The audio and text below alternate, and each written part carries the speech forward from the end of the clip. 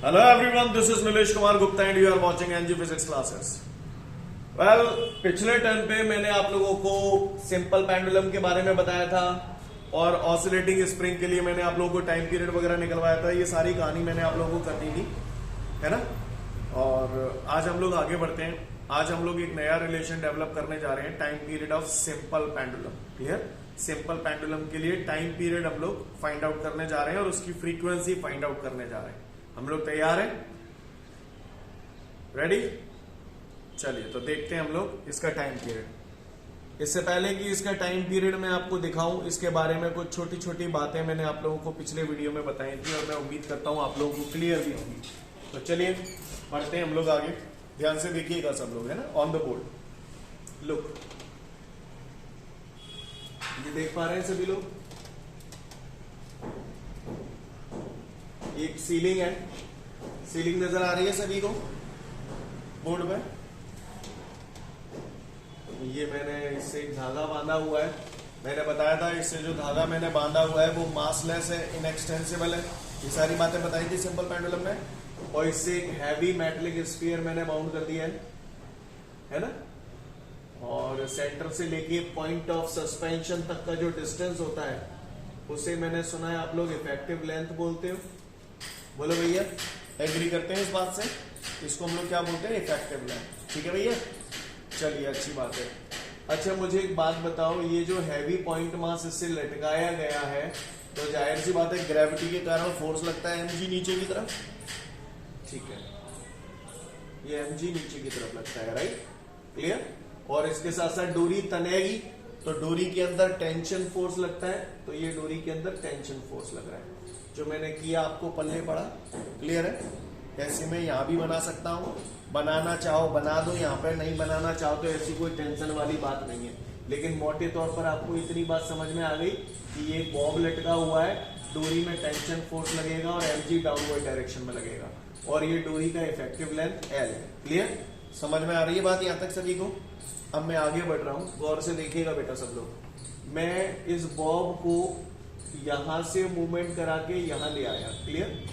तो जाहिर सी बात है ये नजारा ऐसा हो जाएगा। जो मैंने किया आप लोगों को पल्ले पड़ा। बोलो भैया, क्लियर है? मैंने मान लिया इस बॉब को यहां से सरका के मैंने इतना डिस्प्लेस कर दिया, थीटा डिस्प्लेस कर दिया। तो जाहिर सी बात है यहां से यहां तक का डिस्प्लेसमेंट हो गया। इस डिस्प्लेसमेंट को y नाम दे दो, y। बोलो भैया। अच्छा मुझे बता सकते हो ये लेंथ कितना होगा? ये लेंथ l ही तो होगा। ये l है तो ये भी l ही होगा। बोलो भैया, आपको बात समझ में आ रही है यहाँ तक? किसी को कोई दिक्कत? अच्छी बात है। बॉब अब यहाँ आ चुका है तो यहाँ पर गौर से देखिएगा आप सभी लोग, बेटा सब लोग ध्यान से देखिएगा। ये जो बॉब जब यहाँ पे आया तो एक स्पेसिफिक पोजीशन में आ गया, तो इस पे कौन कौन से फोर्स काम करेंगे हम लोग ध्यान से देखेंगे। एक फोर्स तो इस पे ये काम कर रहा है, इसका weight mg in downward direction. किसी भी ऑब्जेक्ट का जो वेट होता है that is always acting in the downward direction. Agree करते हैं इस बात से भैया आप लोग? बोलो भैया। अच्छा, ये किसी न किसी का रिजल्टेंट है। किस किस का? इसका और इसका। एग्री करते हो भैया इस बात से? बोलो। अच्छा, मुझे ये मालूम है कि अगर ये एंगल थीटा है तो ये एंगल भी थीटा होगा क्योंकि करस्पॉन्डिंग एंगल है। बोलो भैया। तो आप गौर से देखिए ये वाली लाइन है ना, ये एंगल अगर थीटा है तो ये एंगल भी थीटा ही होगा, करस्पॉन्डिंग एंगल है भैया। बोलो, आपको बात समझ में आ रही है जो मैं कर रहा हूं? ये mg है, ये थीटा है, तो इसको मैं mg cos थीटा लिख सकता हूं। बोलो, इसको क्या लिखूंगा? mg sin theta. आपको स्टेप समझ में आया ये वाला कि नहीं आया? पहले ये बताओ, समझ में आया स्टेप सभी को? अच्छा, mg sin थीटा इस ऑब्जेक्ट पे जो फोर्स लग रहा है, ये mg sin थीटा इस बॉब को वापस अपनी ओरिजिनल पोजीशन में लाने की कोशिश कर रहा है और इसी को हम लोग बोलते हैं बेटा रीस्टोरिंग फोर्स। क्या बोलते हैं? Restoring force. जितना मैंने बोला आप लोगों को पल्ले पड़ा, क्या बोलते हैं हम इसे? Restoring force. ये रीस्टोरिंग फोर्स क्या कर रहा है? इसे वापस अपनी ओरिजिनल पोजीशन में लाने की कोशिश कर रहा है। क्या इतनी बात आप लोगों के पल्ले पड़ गई? पड़ गई। तो रीस्टोरिंग फोर्स यहां पर कितना लग रहा है? F is equal to mg sin theta. कितना लग रहा है बेटा? F is equal to mg sin theta. बात समझ में आई सभी को? मैं यहाँ लिख रहा हूं f is equal to mg sin theta, f is equal to mg sin theta. ये जो मैंने बोर्ड पे लिखा है आपको पल्ले पड़ रहा है सभी को? इतनी बात अगर आपको समझ में आ गई तो मैंने सुना है कि फोर्स का फॉर्मूला होता है force is equal to mass into acceleration, yes और नो? तो फोर्स की जगह बेटा मैंने लिखा है यहाँ पर मास, और इस चैप्टर में हम लोग एक्सेलरेशन को एफ से डिनोट कर रहे हैं, इसलिए एफ। स्टेप समझ में आई सभी को? Is equal to M G, तो एम जी गौर से देखिएगा, बिकॉज यहां पर मैंने इस ऑब्जेक्ट को, इस बॉब को यहां से ये लेके यहां तक डिस्प्लेस किया, तो मैंने इसे बहुत ज्यादा डिस्प्लेस नहीं किया। ये एंगल बहुत छोटा एंगल है यहाँ पर, अगर बहुत कम डिस्प्लेस करूंगा तो इस एंगल की वैल्यू बहुत छोटी होगी, थीटा, है ना? तो because if theta is very small then sine theta is approximately equal to theta. तो साइन थीटा की जगह थीटा लिख सकता हूं, ये बात मैंने बताई थी आपको पिछले टर्म पे भी। स्टेप समझ में आया आप सभी को? बोलो भैया। अगर यहां तक बात क्लियर है तो फिर आगे बढ़ता हूं। हमने बचपन में सुना है angle is equal to arc upon radius, आपने सुना है angle is equal to arc upon radius? तो चलिए देखते हैं, हम इसे हल्का सा सॉल्व करते हैं। एम से मैंने एम काट दिया। एक्सेलरेशन का फॉर्मूला आप लोगों ने पिछले टर्म पे प्रूव किया था, ओमेगा स्क्वायर वाई। बोलो भैया, बताया था आपको omega square Y is equal to G. Theta angle है, मैंने बचपन में सुना था angle is equal to arc upon radius, ऐसा मैंने सुना है। आप लोगों ने सुना है एंगल यहां पर थीटा है, आर्क कितना है ये y अपॉन रेडियस। रेडियस के तौर पे आप ये भी ले सकते हो, ये भी ले सकते हो, दोनों ही l है, तो l। तो थीटा की जगह y अपॉन l लिख सकता हूं भैया। तो थीटा की जगह मैंने यहां टांग दिया y अपॉन l। y से y कैंसिल हो गया भैया, क्लियर? सुना है हमने एंगुलर वेलोसिटी ओमेगा का फॉर्मूला होता है omega is equal to theta upon T, yes और नो? ओमेगा का फॉर्मूला होता है थीटा अपॉन टी, और चूंकि मुझे टाइम पीरियड निकालना है तो ओमेगा का टाइम पीरियड के फॉर्मेट में फॉर्मूला होता है omega is equal to 2 pi upon capital T, yes और नो? तो ओमेगा की जगह मैंने टांग दिया यहाँ पर 2 pi upon capital T, square है तो इसका स्क्वायर कर दिया, is equal to G upon L. Step समझ में आया भैया आप सभी को? क्लियर? अब मैं इस ब्रैकेट को खोलूंगा तो 2 का square 4 pi square divided by T square is equal to G upon L. आपको स्टेप समझ में आया भैया सभी को? एल को इधर पहुंचा दिया तो ये हो जाएगा 4 पाई स्क्वायर एल, जी को नीचे ले आया और टी स्क्वायर को जी की जगह ले गया। क्या आपको ये स्टेप समझ में आया? बोलो भैया। टी पे से स्क्वायर हटाऊंगा, यहां से स्क्वायर हटाऊंगा तो इधर अंडर रूट आ जाएगा। बोलो भैया, आ जाएगा? तो t बराबर हमारा कितना हो जाएगा बेटा, गौर से देखना सभी लोग। t बराबर under root 4 pi square L upon G. Agree करते हैं इस स्टेप से आप लोग सभी लोग? अगर यहां तक बात समझ में आई तो फिर अगली बात पे आते हैं। t बराबर 4 का square root 2 pi square, root के बाहर लूंगा तो पाई हो जाएगा, अंडर रूट में बच गया हमारा एल अपॉन जी। बोलो भैया, स्टेप समझ में आ गया आपको? This is the relation for the time period of simple pendulum. I hope you understand. मुझसे फ्रीक्वेंसी भी पूछी गई है सिंपल पेंडुलम की, तो भैया मैंने बचपन में फ्रीक्वेंसी का फॉर्मूला पढ़ा था, frequency is equal to 1 upon time period. Reciprocal of time period is called frequency. बोलो भैया। तो N is equal to 1 upon T की जगह ये टांग दो तो 2 pi under root L upon G, ये जी ऊपर पहुंच जाएगा तो फाइनली हमारा ये हो जाएगा बेटा एन बराबर 1 अपॉन 2 पाई अंडर रूट, अब ये जी ऊपर पहुंच जाएगा तो एल नीचे आ जाएगा। कहानी समझ में आई? सीन क्लियर है? कोई दिक्कत? तो इस तरीके से अगर किसी ने पूछ लिया हमसे कि सिंपल पेंडुलम का टाइम पीरियड और फ्रीक्वेंसी बताओ, तो क्या बेटा हम लोग बता पाएंगे? हाँ, अच्छे से देख लो, 2 से 3 मिनट का समय दिया आपको, डू इट। इसके बाद बेटा नेक्स्ट क्वेश्चन है हमारे सामने, explain the laws of simple pendulum. Explain the law of simple pendulum. तो चलिए देखते हैं लॉ ऑफ सिंपल पेंडुलम क्या क्या है। तैयार है हम सब लोग? चलिए, तो लॉ ऑफ सिंपल पेंडुलम की अगर बात की जाए तो हम लोग ध्यान से देखेंगे। फॉर्मूला मैंने अभी अभी प्रूव किया है, T is equal to 2π√L/G। तो लिसन, सबसे पहला लॉ, ये जो टाइम पीरियड है सिंपल पेंडुलम का, that is directly proportional to the square root of length of the string. अब आप बताओ, लेंथ ऑफ द स्ट्रिंग अगर बढ़ जाएगा तो टाइम पीरियड बढ़ जाएगा या घट जाएगा? बढ़ जाएगा, है ना। दूसरा, time period of simple pendulum is inversely proportional to the square root of acceleration due to gravity.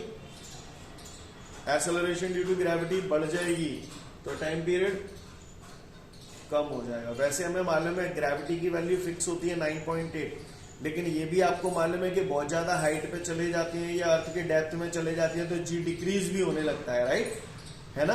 तो जी की वैल्यू में चेंज होने से टाइम पीरियड भी बदल जाता है। समझ में आ रही है बात? सीन क्लियर है?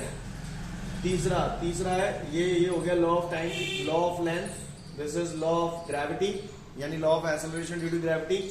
तीसरा हो गया law of mass. Law of mass ये कहता है कि सिंपल पेंडुलम का जो टाइम पीरियड होता है that is directly proportional to the m⁻�0।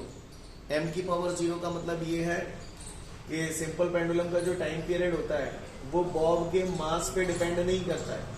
आप देखिए यहाँ पर m से m कट चुका है, यानी ये m पे डिपेंड ही नहीं कर रहा है। Clear? Time period of simple pendulum does not depend on the mass of the bob. Scene clear है? भाषा समझ में आ रही है? कोई दिक्कत कर पाएंगे? तो time period of simple pendulum mass of the Bob पे डिपेंड नहीं करता है, लेंथ पे डिपेंड करता है, एक्सेलरेशन ड्यू टू ग्रेविटी पे डिपेंड करता है।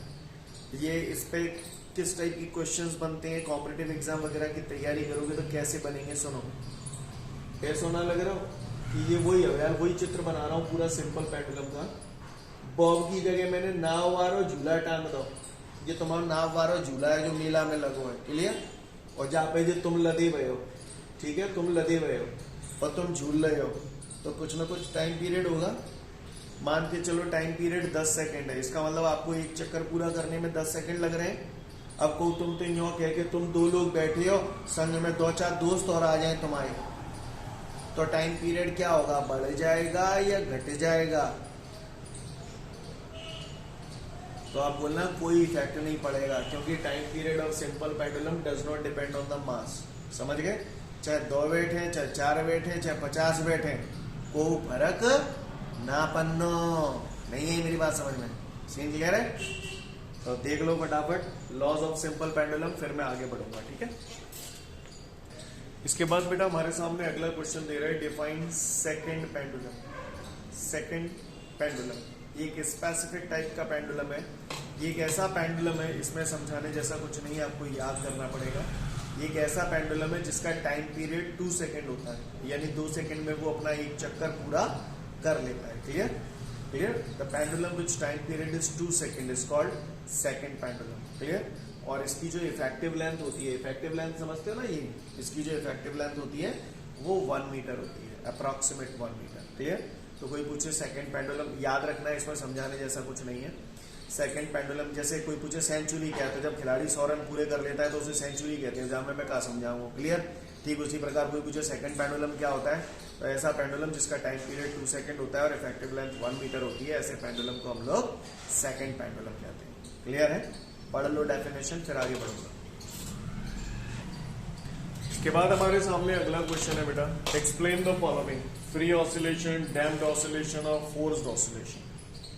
तैयार? चलो, अच्छा एक बात बताओ, सोच समझ के जवाब देना।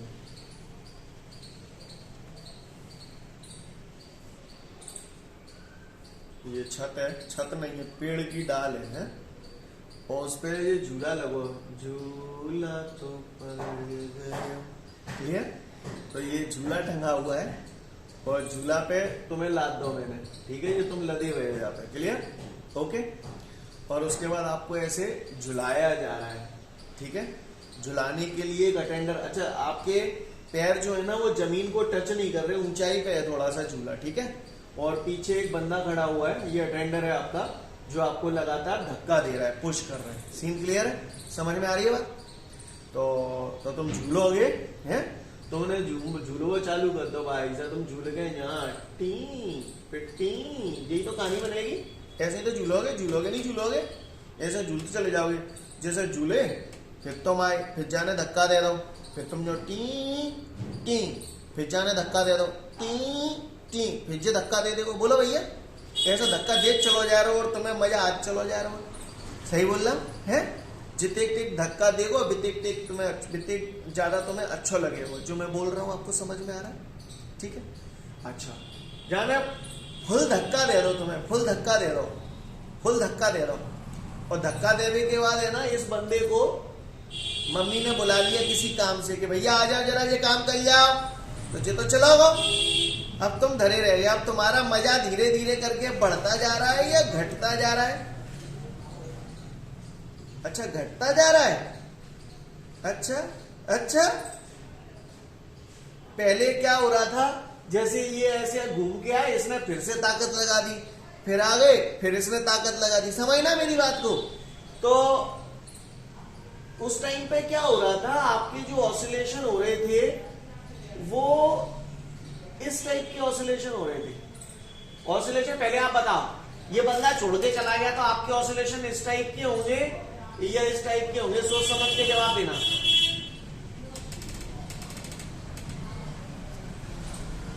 धक्का देने के बाद ये बंदा छोड़ के चला गया, अब आपके ऑसिलेशन इस टाइप के होंगे या इस टाइप के होंगे? ये वाले, ये वाले। अच्छा, ये तो कहीं का नहीं कह देते। इनको बोलते हैं डैम्प्ड ऑसिलेशन। क्या बोलते हैं बेटा? Damped oscillation. क्या बोलते हैं हम लोग इन्हें? Damped oscillation. यहां पर आप देखिए, इसको एम्पलीट्यूड ही तो बोलते हैं। ये एम्पलीट्यूड, फिर एम्पलीट्यूड धीरे से और कम हो गया, फिर और कम हो गया, फिर और कम हो गया। डिक्रीजिंग एम्पलीट्यूड के जो ऑसिलेशन होते हैं उन्हें हम लोग बोलते हैं डैम्प्ड ऑसिलेशन। क्लियर? समझ में आ रही बात? क्योंकि जब आपको झुलाया जा रहा था, ये बंदा चला गया, ये बंदा चला गया, तो आप पे अब क्या हुआ, ये बंदा जब चला गया तो जाहिर सी बात है एयर की वजह से फ्रिक्शन फोर्स लगेंगे, तो इसकी वजह से आपका एम्पलीट्यूड धीरे धीरे करके कम होता जाएगा। तो इस टाइप के ऑसिलेशन को हम लोग बोलते हैं डैम्प्ड ऑसिलेशन। अगर एयर वगैरह नहीं होती, किसी भी प्रकार का कोई अपोजिंग फोर्स नहीं लगता, तो आपके ऑसिलेशन किस टाइप के होते? इस टाइप के। तो ऐसे ऑसिलेशन को बोलते हैं हम लोग फ्री ऑसिलेशन। कौन से oscillation? Free oscillation. Free oscillation जो होते हैं वो कांस्टेंट एम्पलीट्यूड के ऑसिलेशन होते हैं, कांस्टेंट एम्पलीट्यूड के। नहीं, एक बात समझ में? क्लियर? कांस्टेंट एम्पलीट्यूड के ऑसिलेशन होते हैं, ये होते हैं फ्री ऑसिलेशन। अगर किसी भी प्रकार का कोई opposing force, friction force, air की वजह से फ्रिक्शन फोर्स वगैरह नहीं लग रहा होता, तो ये कांस्टेंट एम्पलीट्यूड के ऑसिलेशन होते हैं। लेकिन प्रैक्टिकली क्या ये पॉसिबल है? प्रैक्टिकली ये पॉसिबल नहीं है, लगातार डिक्रीजिंग एम्पलीट्यूड के ऑसिलेशन मिलते हैं। लेकिन होता क्या है, यहां पर ये बात सही है कि जैसे मान के चलो इसने धक्का दिया, आप ऐसे आए, ये बंदा ये यहां से यहां गया, फिर वापस लौट के आया, फिर इसने धक्का दिया, एक स्पेसिफिक टाइम के बाद इसने फिर से धक्का दिया। क्यों दे रहा है धक्का? कि भैया एम्पलीट्यूड की जो कमी हो रही है वो कमी ना हो, एक पर्टिकुलर टाइम के बाद इसे वापस धक्का देना पड़ रहा है, फोर्स लगाना पड़ रहा है। और ऐसा क्यों कर रहे हैं? जिसकी वजह से हमें लगातार कांस्टेंट एम्पलीट्यूड के ऑसिलेशन मिले। नहीं आई मेरी बात समझ में? कांस्टेंट एम्पलीट्यूड के ऑसिलेशन मिले, नहीं आई बात समझ में? तो ऐसे ऑसिलेशन को बोलते हैं फोर्स्ड ऑसिलेशन। क्या बोलते हैं? Forced oscillation. फोर्स ऑसिलेशन में क्या हो रहा है, एक पर्टिकुलर टाइम के बाद दोबारा से फोर्स लगाया जा रहा है। ये बंदा क्या कर रहा है, एक पर्टिकुलर टाइम के बाद दोबारा फोर्स लगा रहा है, फिर आया फिर लगा दिया, फिर आया फिर लगा दिया। नहीं आई मेरी बात समझ में? तभी तो आपको कांस्टेंट एम्पलीट्यूड के ऑसिलेशन मिलेंगे। बोला भैया? हाँ, अगर मान के चलो कोई फ्रिक्शन वगैरह नहीं होता, तो एक बार मैं जो लाया और मैंने छोड़ दिया, तो ये जिंदगी भर यूं ही करता रहता, तो ये होता है फ्री ऑसिलेशन। लेकिन जिंदगी भर तो यूं करता नहीं है, एम्पलीट्यूड धीरे धीरे कम होता जाता है, तो ये हो गया डैम्प्ड ऑसिलेशन। लेकिन मैं चाह रहा हूं कि डैम्प्ड ऑसिलेशन होता ही है, उसे कोई माइकल लॉ नहीं रोक सकता। लेकिन अगर मैं ये चाहता हूं कि इनके एम्पलीट्यूड कांस्टेंट बने रहे, तो मुझे इसमें पेरियोडिक फोर्स लगाना पड़ेगा। एक पर्टिकुलर टाइम इंटरवल के बाद बार बार फोर्स लगाना होगा। तो ये कौन सा ऑसिलेशन हो गया? Force oscillation. फोर्स ऑसिलेशन के थ्रू हमें क्या मिलता है? कांस्टेंट एम्पलीट्यूड के ऑसिलेशन मिलते हैं। नहीं है मेरी बात समझ में? सीन क्लियर है? तो कितने टाइप के ऑसिलेशन हुए स्टूडेंट्स? 3 टाइप के, free oscillation, force oscillation and damped oscillation. Clear to you? समझ में आ रही है बात? ओके, तो फटाफट तीनों ऑसिलेशन पढ़ ले, फिर मैं आगे की बात करूंगा। तो इसके बाद हमारे सामने बेटा अगला क्वेश्चन है, define resonance and it's examples, है ना। तो रेजोनेंस की अगर हम बात करें, रेजोनेंस होता क्या है? तो देखो भाई, क्या होता है, हर ऑब्जेक्ट की अपनी एक निश्चित फ्रीक्वेंसी होती है, जिससे हम लोग बोलते हैं नेचुरल फ्रीक्वेंसी। क्लियर? ये हर ऑब्जेक्ट की होती है। अब होता क्या है, अगर किसी ऑब्जेक्ट पर लगाए गए एक्सटर्नल पेरियोडिक फोर्स की फ्रीक्वेंसी उस ऑब्जेक्ट की नेचुरल फ्रीक्वेंसी के बराबर हो जाता है, तो रेजोनेंस का फिनोमेना हो जाता है। ऐसी सिचुएशन में जो ऑसिलेशंस होते हैं उनका एम्पलीट्यूड इनफाइनाइट हो जाता है। आप तो गोली मारो आग लगा दो, जो समझ में ना आ रही पढ़ लेना पड़ रही। क्लियर? मेरी बात को समझ। आपको मिसमिसी छूटती है कभी? मिसमिसी है? जैसे फॉर एग्जांपल मैं अपनी जेब में कभी पेन नहीं रख सकता, क्योंकि पेन जब भी कभी मेरी जेब में होता है तो जेब में से निकल के मेरे हाथ में आ जाता है, और हाथ के बाद कुछ याद आ रहा है, कुछ ऐसा ऐसा महसूस हो रहा है आपको? है? ऐसे ऐसे ऐसे करते हैं अपन, और ऐसे ऐसे करते ऐसी मिसमिसी सी छूटती है कि अपन ऐसे करते जा रहे हैं। ऐसा तब तक करते हैं जब तक कि ये टूट ना जाए, समझ गए? जब तक कि ये टूट नहीं जाता। तो यहाँ पर जो मैं कर रहा हूँ, ऐसे ऐसे ऐसे ऐसे कर रहा हूँ, तो वो कहीं ना कहीं क्या लगा रहा हूँ? एक्सटर्नल पेरियोडिक फोर्स लगा रहा हूँ। जब इस एक्सटर्नल पेरियोडिक फोर्स की फ्रीक्वेंसी इस ऑब्जेक्ट की नेचुरल फ्रीक्वेंसी के बराबर हो जाएगा, तो अचानक से इसके अंदर ऐसे ऑसिलेशन पैदा होंगे जिनका एम्पलीट्यूड इनफाइनाइट होगा, और ये फाइनली ब्रेक हो जाएगा। क्लियर? यानी जब किसी ऑब्जेक्ट पर लगाए गए एक्सटर्नल पेरियोडिक फोर्स की फ्रीक्वेंसी इस ऑब्जेक्ट की नेचुरल फ्रीक्वेंसी के बराबर हो जाता है, तो ऐसी सिचुएशन में चीजें टूट जाया करती हैं। मेरी बात समझ में नहीं आई? शायद आपने कभी देखा हो, काफी टाइम पुराना एड है, शायद देखा हो किसी ने। टीवी का एक एड आता था ओनिडा का, ओनिडा कंपनी की टीवी आती थी, उसका एड आता था। उसमें एक लड़की चिल्ला रही होती है भयंकर तरीके से, वो अचानक से कांच टूट जाता है। देखा है आपने? मोहम्मद रफी सिंगर का नाम सुना है? मोहम्मद रफी, आपको मालूम है मोहम्मद रफी इतना पॉपुलर क्यों है? क्योंकि मोहम्मद रफी ही वो सिंगर हुआ है जिसने अपनी आवाज से कांच को तोड़ा है। हाँ, इंसान अपनी आवाज से कांच को तोड़ सकता है। क्लियर? क्लियर? कांच की नेचुरल फ्रीक्वेंसी होती है, और आप अपनी आवाज से जो वाइब्रेशन जनरेट हो रहे हैं, तो वो एक्सटर्नल पेरियोडिक फोर्स हो गया। एक्सटर्नल पेरियोडिक फोर्स की फ्रीक्वेंसी जब कांच की नेचुरल फ्रीक्वेंसी के बराबर हो जाती है, तो वो टूट जाता है, क्योंकि उसके अंदर जो वाइब्रेशन जनरेट होते हैं उसका एम्पलीट्यूड इनफाइनाइट हो जाता है। समझ में आ रही है बात? क्लियर? आर्मी होती है, आर्मी जैसे normally left right left left right left ऐसे करके चल रही होती है, तो सब के सब पैर एक संग धमाका करते हैं। तो आपको बता दूं, आर्मी जब भी जा रही होती है और उसे किसी ब्रिज पे चढ़ना होता है, तो आर्मी का जो कमांडर होता है वो अपने स्टेप्स ब्रेक करने के लिए बोल देता है, कदम ताल तोड़ने के लिए बोल देता है। कारण इसलिए बोलता है कि जब आर्मी पुल पे चढ़ेगी और जब 1 2 1 लेफ्ट राइट लेफ्ट हो रहा है, तो क्या हो रहा है? एक्सटर्नल पेरियोडिक फोर्स लग रहा है, और उस एक्सटर्नल पेरियोडिक फोर्स की फ्रीक्वेंसी जब उस ब्रिज की नेचुरल फ्रीक्वेंसी के बराबर हो जाएगी, तो वो ब्रिज टूट सकता है। मेरी बातें सुनने में बड़ी अजीब सी लग रही होंगी आपको, बट दैट इज ट्रू। समझ में आ रही है बात? तो कभी भी आर्मी का जब जो हेड होता है, वो कभी भी पुल पे जब आर्मी चढ़ रही होती है, तो उसे कदम ताल तोड़ने के लिए बोल देता है। और क्यों बोलता है? बात समझ में आ रही है? देखो, जो कहते हैं ना कि जो पुल बड़े बड़े ट्रकों से टूट रहा है, वो आर्मी की कदम ताल से टूट जाता है ना। तो उसका कारण क्या है? रेजोनेंस। क्लियर? झूला है, झूले पे कोई झूल रहा है। आप जैसे मान लो कई बार तुम रस्सी में किसी चीज को बांध के घुमा रहे हो, घूमती जा रही है, एक स्टेज ऐसी आती है कि वो कड़क करके टूट जाती है कि नहीं टूट जाती? तो वहां पर वो कौन सी सिचुएशन आ जाती है? रेजोनेंस की सिचुएशन आ जाती है। कोई झूला झूल रहा है, तो रस्सी की अपनी एक नेचुरल फ्रीक्वेंसी है, अब आप उसे झुलाते जा रहे हो, एक्सटर्नल पेरियोडिक फोर्स लगा रहे हो। जब एक्सटर्नल पेरियोडिक फोर्स की फ्रीक्वेंसी और उस रस्सी की नेचुरल फ्रीक्वेंसी के बराबर हो जाएगी, तो ऐसी सिचुएशन में रस्सी क्या हो जाएगी?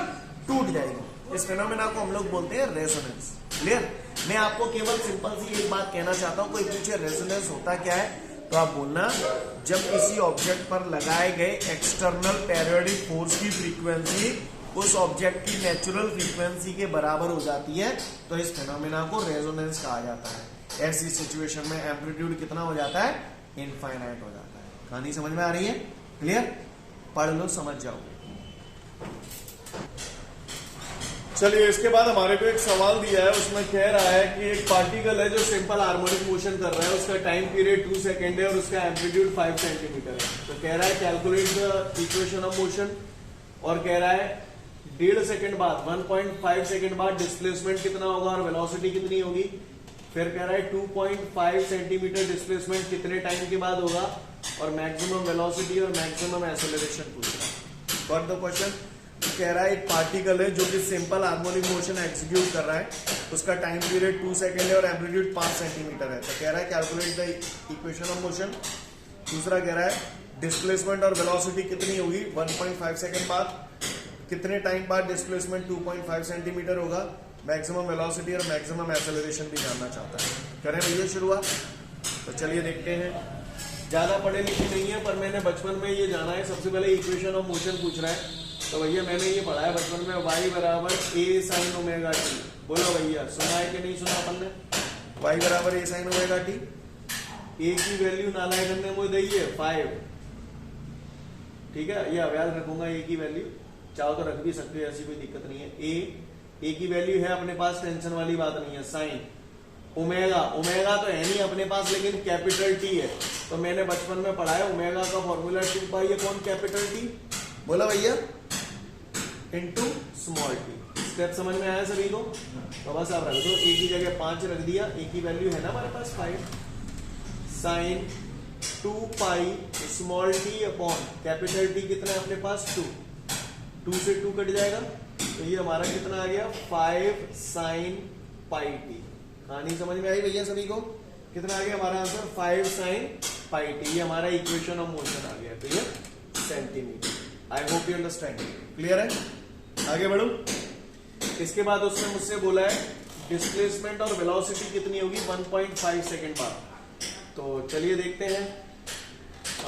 1.5 सेकेंड बाद डिस्प्लेसमेंट पूछ रहा है, तो चलिए डिस्प्लेसमेंट हमें मालूम है y बराबर रिलेशन पढ़ा था हमने a साइन ओमेगा टी।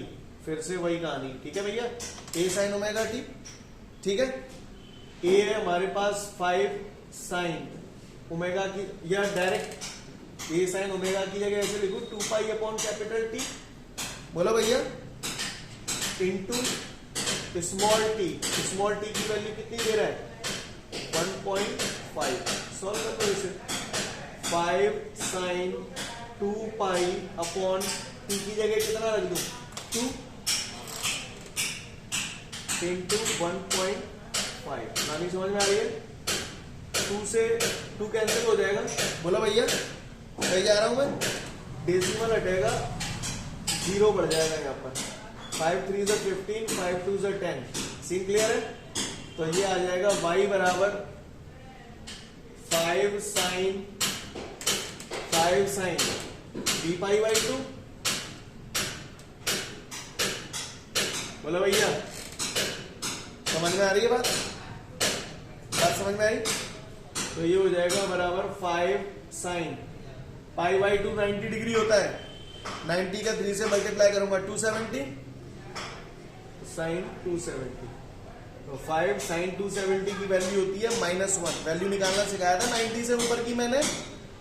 बोलो भैया, तो साइन 270 की वैल्यू होती है -1। सॉल्व करोगे तो ये आ जाएगा माइनस का 5 सेंटीमीटर। कहानी समझ में आई आप सभी को? आगे बोल रहा है कितने टाइम के बाद वेलोसिटी, सॉरी 1.5 सेकंड बाद वेलोसिटी कितनी होगी। वेलोसिटी भी निकालनी है हमें।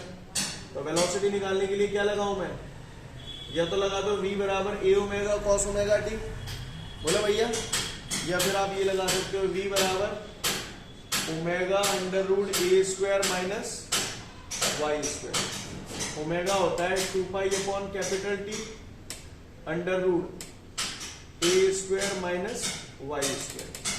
अब क्या है 2 पाई अपॉन t की जगह t की वैल्यू है अपने पास 2 अंडर रूट ए स्क्वायर, ए अपने पास ये ना 5, तो 5 का स्क्वायर 25 माइनस वाई, क्लियर।